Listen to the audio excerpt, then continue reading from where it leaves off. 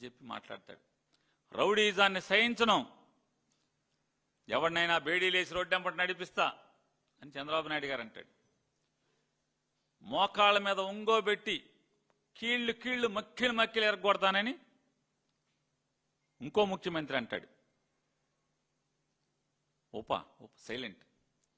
ఇంకో ముఖ్యమంత్రి అంటాడు 4 Pలు ఉన్నాయి కదా మెడికల్ కాలేజీలో, 4 Pలు PP people's property private profit లాగా ఆ ప్రాఫిట్ ఆపేస్తారనమాట. అట్లాగే కూడా సైలెంట్. ఆ ముఖ్యమంత్రి ఇట్టా అంటాడు.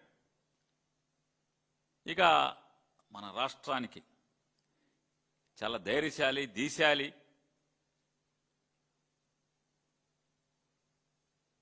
మరో రాణి రుద్రమదేవి, మరో ఝాన్సీ లక్ష్మీబాయి గారు అంతా యశస్సు ఉన్నటువంటి హోమ్ మినిస్టర్ గారు. వారు శాఖ మాత్రం వారు పట్టించుకోరు. హోంశాఖలో మర్డర్లు అయిపోని, కిరాతకాయలు అయిపోని, అమ్మాయిల్ని చెరిచేయని, చెరబట్టని, చంపేయని, ఆస్తులు లాక్కొని కబ్జాలు చేయని ఎక్కడ ఆవిడ అసలు మాట్లాడరు. ఈ రాష్ట్రంలో శాంతి భద్రతలు దిగజారిపోతున్న పరిస్థితులు భారతదేశంలో కేంద్ర ప్రభుత్వం చెబుతుంది ఈ రాష్ట్రం నాశనం అయిపోతుందని. అయినా వారేం మాట్లాడరు. నాకు అంటే నేను అడిగా చాలా మందిని, ఏంటి అసలు హోంశాఖ వదిలేసి జగన్ని దూషణ శాఖ ఇచ్చారేంటి ఆవిడికి? జగన్మోహన్ రెడ్డి దూషణ శాఖ మాచ్యులు ఏంటంటే, సార్ ఆమెను చూస్తే మాకు ఎవరో గుర్తుకొస్తున్నారని ఒకసారి ఆఫీస్ యాదవులకి బుద్ధి జ్ఞానం లేదు. ఈ మధ్య మరీ ఘోరం అయిపోయి నెలకి 2 సార్లు పిలుస్తున్నారు బ్యాంక్ ఆఫీస్ లో. అల్లాడిపోతున్నాడు మహానుభావుడు, అల్లాడిపోతున్నాడు. గబా బయలుదేరిపోయాడమ్మా. తెల్లారొచ్చాక తెలిసింది అప్పుడే ఉద్యోగం కాస్త ఊడిపోయేది. అల్లాడిపోతున్నాడమ్మా. ఆఫీస్ యాదవులకి బుద్ధి జ్ఞానం లేదు. ఈ మధ్య మరీ ఘోరం అయిపోయి నెలకి 2 సార్లు పిలుస్తున్నారు బ్యాంక్ ఆఫీస్ లో. అల్లాడిపోతున్నాడు మహానుభావుడు, అల్లాడిపోతున్నాడు. గబా బయలుదేరిపోయాడమ్మా. తెల్లారొచ్చాక తెలిసింది అప్పుడే ఉద్యోగం కాస్త ఊడిపోయేది. అల్లాడిపోతున్నాడమ్మా. అల్లాడిపోతున్నారని నేనేం మాట్లాడలే. సెక్రటరియట్ లో విలేకరులు అందరూ చెప్తున్నారు పాపం అల్లాడిపోతున్నారు. మంత్రి గారు అల్లాడిపోతున్నారండి. ఇక్కడ అలా ఆయన ఉద్యోగానికి పిలుస్తున్నారు అనుకున్నట్టే హోమ్ మినిస్టర్ శాఖలో మాత్రం, హోంశాఖలో మాత్రం, లా అండ్ ఆర్డర్లో మాత్రం ఏలు పెట్టినట్ల. కనీసం కానిస్టేబుల్ ట్రాన్స్ఫర్ కూడా ఆవిడని చేయనివ్వట్ల.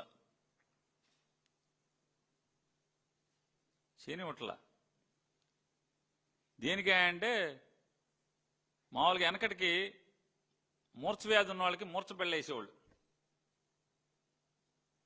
అంటే ఈయనకి మూర్ఛ ఉంది, పడిపోతే నీళ్లు పోయిండి అయ్యి అని చెప్పి రాసి ఉండేది పాలక. ఇప్పుడంటే మందులు వచ్చేసినాయి కాబట్టి మూర్ఛ వ్యాధికి బాగా అవి కనపడతలా. ట్రబుల్ షూటర్ అనే ఒక పలకేసి ఈవిడ్ని అల్లాడెట్టి చేసేస్తున్నారు లోకేష్ నాయుడు, చంద్రబాబు నాయుడు. అంటే పేరేమో హోంశాఖ, బ్రాకెట్లోనేమో జగన్మోహన్ రెడ్డి దూషణ శాఖ. అసలు శాఖ లేదు. ఈ కొసర శాఖ మీదే పాపం ఆవిడతో ఉద్యోగం చేయిస్తున్నారా, మరి ఆవిడకే ఇది ఇంట్రెస్టో మనకు తెలియదు. వారు గబగబా ప్రెస్ మీట్ పెట్టేసేసి, చూడండి వీళ్ళు మనుషులా రాక్షసులా అని పెద్ద మాటలు. అసలు మామూలుగా గ్రాంధికంలో ఉన్నటువంటి పురాణాల్లో ఉండే మాటలు అన్ని ఏరుకొచ్చి వారు మాట్లాడుతున్నారు మంత్రి గారు. అమ్మా మంత్రి గారు, ఈ రాష్ట్రంలో ఏ చెడుకైనా, ఏ పాపానికైనా, ఏ దుష్ట సాంప్రదాయానికైనా నారా చంద్రబాబు నాయుడు గారు ఆద్యుడు, ఆయనే శ్రీకారం చుట్టేటువంటి పనుడు అనేది మీకు తెలియపోతే ఎట్లాగా అని అడుగుతున్నాను. అంటే మీ సీనియారిటీ కూడా తక్కువ ఆయనతో. ఎందుకంటే 2014 నుంచే కదా ఆయనతో, అంతకుముందు లేరు కదా. నారా చంద్రబాబు నాయుడు గారు ఈ రాష్ట్రంలో రాజకీయం నాశనం అయిపోవటానికి కానీ, లేదా ఈ రాష్ట్రంలో ధన ప్రాబల్యం పెరిగిపోవటానికి కానీ, రాజకీయాల్లో కుల ప్రభావం పెరిగిపోవటం కానీ, కుల జాడ్యం పెరగటానికి కానీ, లేదా రాజకీయ నాయకులు బరి తెగించి అవినీతి చేయటానికి కానీ వీటన్నిటికీ ఎవరు ఆద్యుడు అని అడుగుతున్నాను. ఈ హింసకి ఎవరు? ఈ గొర్రె పొట్టోళ్ళని కొడతాం, నరకటం, ఆ రక్తాన్ని ఫోటోలు చిమ్మిస్తాం. కాస్త పచ్చ కళ్ళజోడు తీస్తే హోమ్ మినిస్టర్ గారు కళ్ళకున్నటువంటి పసుపు పచ్చ కళ్ళజోడిని తీస్తే అసలు సమాజంలో ఏం జరుగుతుందో మీకు అర్థం అవుద్ది.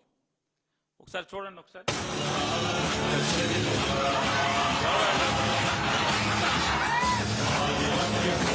చంద్రబాబు నాయుడు గారి ఫోటో, చంద్రబాబు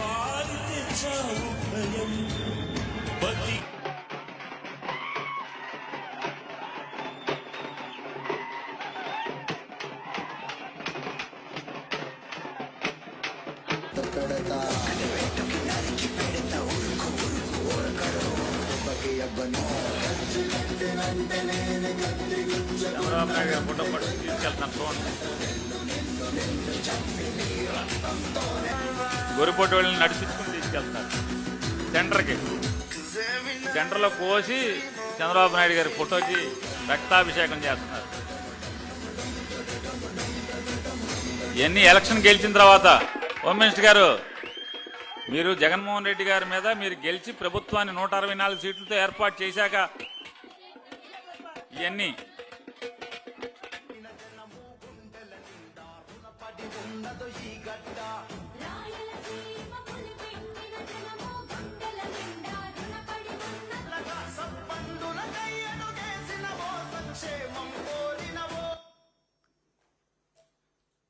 ఈ కనపడలేదా అంటున్నా.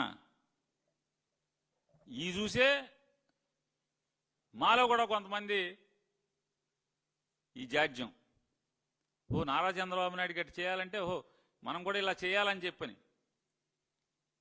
ఈ రోగం ఈ రాష్ట్రానికి అంటించింది ఎవరు? మీ నాయకుడు మీరు కాదా అని అడుగుతున్నాను. ఎవరు అంటించారు ఈ రాష్ట్రానికి రోగం? ఈ జాడ్యం. ఆ రోజే గనక వీళ్ళందరినీ పవన్ కళ్యాణ్ గారు, ముఖ్యమంత్రి పవన్ కళ్యాణ్ గారు, ఉప్పు ఉంది ఊరికి సైలెంట్ అనమాట, పవన్ కళ్యాణ్ గారు మోకాళ్ళ మీద కూర్చోబెట్టి కాలు కీలు గనక ఇరగదీసి ఉంటే మళ్ళీ మా పార్టీ వాళ్ళు ఎవరైనా చేసేవాడా అని అడుగుతున్నాను. హోమ్ మినిస్టర్ గారు మీరు దీనికి సమానం చెప్పు. ఎంతమంది మీద కేసులు పెట్టారు? ఎంతమందికి బేడీలు వేసి రోడ్డు ఎమ్మట నడిపించారు మీరు? వీళ్ళకేం పదవులు ఇస్తారా? మీరు సర్టిఫికెట్లు పంపిస్తారా? పచ్చబిళ్ళలు పంపించి ఏ ఆఫీస్ కన్నా వెళ్ళండి, టీ ఇస్తారు, వెళ్ళి తాగండి అని చెప్తారా మీరు? ఆఫీసర్లు కలెక్టర్ గారు తలుపు తీసి వస్తాడు ముందుకి, ఈ బిళ్ళ తీసుకెళ్ళండి, కలెక్టర్ గారు డోర్ తీసి లోపల తీసుకెళ్లి టీ తాగించి పనులు చేసి పంపుతారని మీరు వాళ్ళకేమో బిళ్ళలు ఇస్తారా? మరి ఏమవుతుంది సమాజం? ఒకరిని చూసి ఒకటి కదా. మీ సన్నాసులను చూసి కదా మా సన్నాసులు బయలుదేరింది. తప్పు లేదని కదా, ఇలా చేయాలన్నమాట అని కదా. ఈ రాష్ట్రంలో ఇప్పుడు మా వాళ్ళందరూ కూడా రప్పరప్పని ఎందుకంటున్నారు? మీరు ఎర్ర బుక్కు పెడతాను, ఆణి చేస్తా, ఈణి చేస్తా అని వాళ్ళ అక్రమ కేసులు కడతంటే కదా. కడుపు రగిలినోడు ఏం చేస్తాడు? గదిలో పెట్టి పిల్లిని కొడితే పిల్లి కూడా ఎదురు తిరగడం పీకుద్దండి. హోమ్ మినిస్టర్ గారు, పిల్లి పార్టీ కూడా వైఎస్ఆర్ కాంగ్రెస్ పార్టీ జెండా మోసి ఒకటి చేయలేడా? పిల్లే తిరగబడితే గతి లేక పిల్లే తిరగబడుతుంది. రూమ్లో పెట్టి మీరు దాడి చేస్తే బతకాలంటే ఏం చేయాలి?